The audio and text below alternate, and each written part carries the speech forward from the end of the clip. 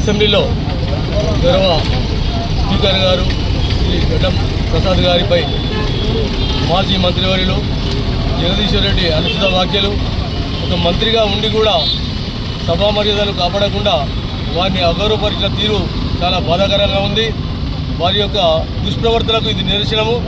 వారు ఇంతకుముందు ఒక రాక్షస పాలన చేసి ఇప్పుడు మంచి ప్రజాపాలన అందిస్తున్నటువంటి గౌరవ ముఖ్యమంత్రి రేవంత్ రెడ్డి గారి ఆధ్వర్యంలో గడ్డం ప్రసాద్ గారు అందరినీ కలుపుకొని పోతూ ఒక హుందాతనంతో సభను నిర్వహిస్తున్న సమయంలో జగదీశ్వర్ రెడ్డి గారు మాట్లాడడము వారి యొక్క పిచ్చి ప్రేలాపనలకు నిదర్శనంగా మేము పేర్కొంటా ఉన్నాము.